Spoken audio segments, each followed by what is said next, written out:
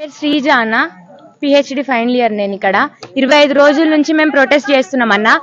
ఒక రోజులో ఏదో ఇష్యూ అయిపోయి ఒక ఫుడ్ స్టాల్ పెట్టుకున్న ఒక ఆవిడ, కుమారి ఆంటీ ఎవరో ఆవిడ పేరు, ఆవిడదేదో ఇష్యూ అయితే స్పందించిన ప్రభుత్వం ఇంతమంది స్టూడెంట్స్ ఒక యూనివర్సిటీ మొత్తం అల్లాడుతున్నామన్నా. మా స్టూడెంట్స్ ఇంతమంది అల్లాడుతుంటే ఎందుకు స్పందించట్లేదన్నా?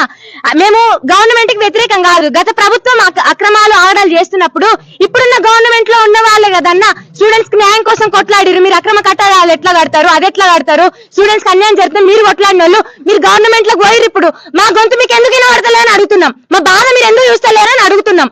అక్రమ కట్టడాలు గత ప్రభుత్వం కట్టిన అక్రమ కట్టడాలు అవ్వచ్చు, ఏదైనా అవ్వచ్చు. మా యూనివర్సిటీ దరిదాపులకు ఏది రావద్దు. మీరు బయట ఏమైనా వేసుకోండి, మేము హైకోర్టు కట్టొద్దంటే ఏం కట్టుకోండి.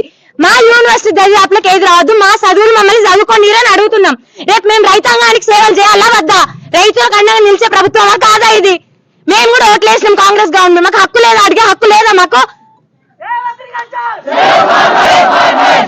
ఈ రోజు మా యూనివర్సిటీ ఆఫీసర్లు వెళ్ళి గవర్నమెంట్ కి సంతకాలు పెట్టి మా ల్యాండ్స్ అన్ని ఇచ్చేస్తున్నారు. మాకు ఇన్ఫర్మేషన్ వచ్చిందన్న.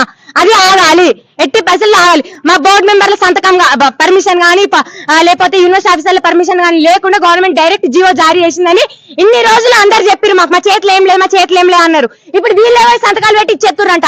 ఇది ఇన్ఫర్మేషన్ వచ్చింది, నిజమా అవదో మాకు తెలియదు. మాకు మా ల్యాండ్స్ పోవద్దు. వాళ్ళు మా యూనివర్సిటీ ఆఫీసర్లు అయినా, మా ప్రొఫెసర్లు అయినా, నాన్ టీచింగ్ స్టాఫ్ అయినా, కల్పిట్స్ ఎవరైనా రాజీనామా చేయాలి, రాజీనామా చేయాలి, అందరు రాజీనామా చేయాలి. మా విద్యార్థులకు న్యాయం జరగాలి.